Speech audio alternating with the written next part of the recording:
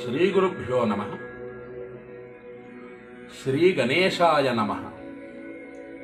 గణేష పురాణాంతర్గతంగా ఉండేటటువంటి గణపతుల గురించి మనం తెలుసుకుంటున్నాం. అందులో ప్రధానమైనటువంటి గణపతులు 16 మంది ఉన్నారని. అందులో రెండవ గణపతి విఘ్న గణపతి అని చెప్పుకున్నాం.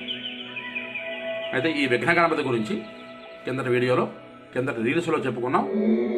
ఆ స్వామి భయంకరమైనటువంటి విఘ్నములను తొలగొడతాడని చెప్పుకుంటూ ఆ స్వామి తాలూకా రూపవర్ణనం ఎలా ఉన్నది అని ఇక్కడ చెప్తున్నారు. ఈ శ్లోకంలో అందరూ అవధరించండి, గణపతిని ఆరాధించండి.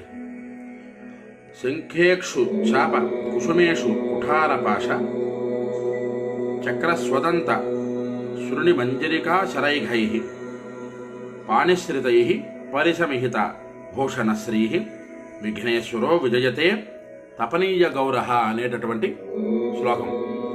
ఈ శ్లోకంలో విఘ్న గణపతి తాలూకా మూర్తి ఎలా ఉంటుందన్నది చెబుతున్నారు. 10 భుజములు కలిగి వెనక భుజములలో శంఖము చక్రము ధరించి విష్ణు స్వరూపుడై ఉంటారని, కుడి చేత పరశువు అంకుశము శక్తిని ధరించి, ఎడమ చేత చెరుకు గడ పాశము దర్భలు ధరించి, ముందున్న కుడి చేతిలో భిన్న దంతము అంటే పెరికైన దంతము పట్టుకొని, ఎడమ చేయి వరద హస్తముతో వరద ముద్రతో, కుడివైపు తిరిగినటువంటి తొండముతో, పెద్ద చెవులు కలిగి మహోదరము కలిగి కుడిపాదము క్రిందకి చాచి పద్మము మీదన ఈ విఘ్న గణపతి మనకి దర్శనమిస్తూ ఉంటారు.